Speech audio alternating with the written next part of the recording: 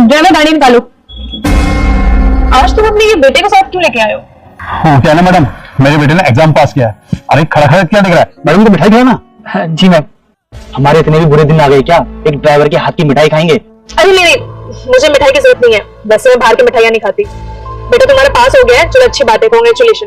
अब गाड़ी निकालो। अरे मैडम आपने तो पूछा ही नहीं कि इसने कौन सा एग्जाम पास किया है। क्या ही पूछूं मैं, एक ड्राइवर का बेटा है। ऑब्वियसली बात है, 10वीं या 12वीं पास कर लिया होगा, कलेक्टर या डीएम थोड़ी ना बन जाएगा ये। देखो हम मीटिंग के लिए ऑलरेडी लेट हो चुका है, जल्दी गाड़ी निकालो। मैडम एक बार पूछ तो लो कि मैंने कौन सा एग्जाम क्लियर किया है।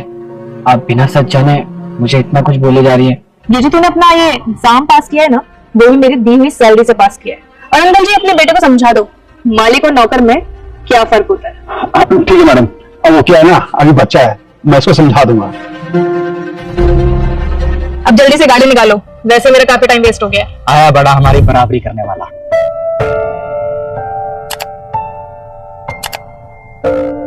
बेटा एक काम कर, तू अभी घर जा, मैं घर आके बात करता हूँ। क्या कहा था मैम साहब ने? ड्राइवर का बेटा कभी कलेक्टर नहीं बन सकता।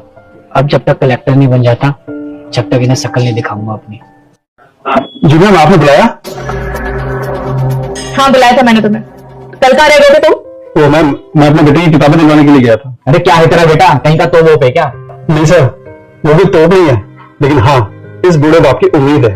वो क्या है ना सर, अगर मेरा बेटा कल कुछ बन गया ना तो हमारी लाइफ बन जाएगी। अरे क्या बनाना है अपने बेटे को?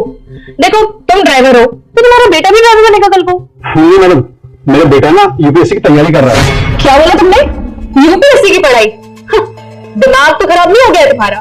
तुम्हें पता नहीं है क्या कि ये पढ़ाई कितनी महंगी होती है, और इसकी पढ़ाई के चक्कर में आए दिन तुम छुट्टी लेते रहते हो। अरे कल को मैंने तुम्हारी सैलरी काट दी तो घर का खर्चा कैसे चलाऊं, और अपने डाले बेटे को किताबें कैसे दिलाओगे?